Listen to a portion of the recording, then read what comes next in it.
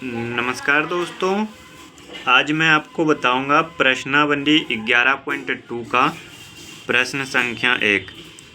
निम्नलिखित में कौन प्रतिलोम अनुपात में, देखिए प्रतिलोम अनुपात का मतलब होता है अगर एक बढ़ेगा तो दूसरा घटेगा, यानी ऑपोजिट। क्या होता है? ऑपोजिट।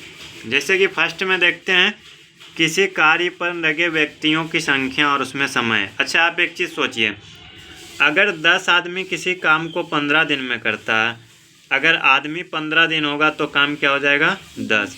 यानी अगर आदमी बढ़ाएंगे तो दिन घटेगा, दिन बढ़ाएंगे तो आदमी घटेगा।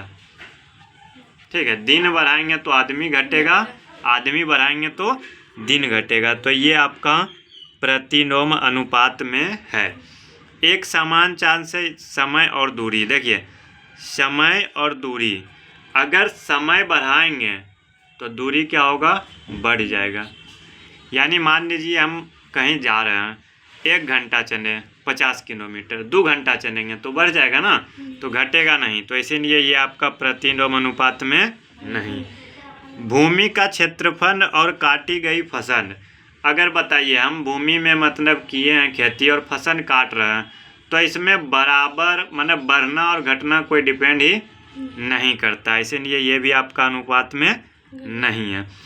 एक समय और चांद, समय और चांद एक दूसरे का प्रतिलोम होता है। देखिए समय और दूरी अनुपात में होता है, लेकिन समय और चांद, अगर मान लीजिए हमको 100 किलोमीटर जाना है, अगर हम समय बढ़ाएंगे तो स्पीड क्या होगा? कम होगा।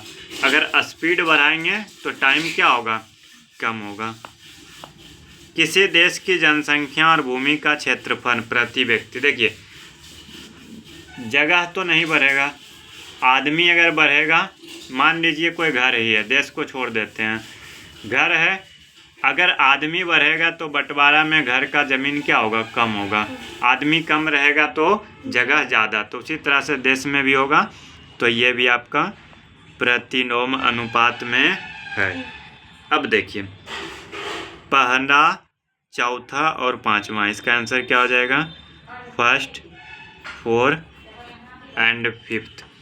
तो आपका प्रश्नावली 11.1 का पहला प्रश्न कंप्लीट हो चुका है। उम्मीद करते हैं आपको अच्छे से समझ में आई हो। धन्यवाद। जय हिंद।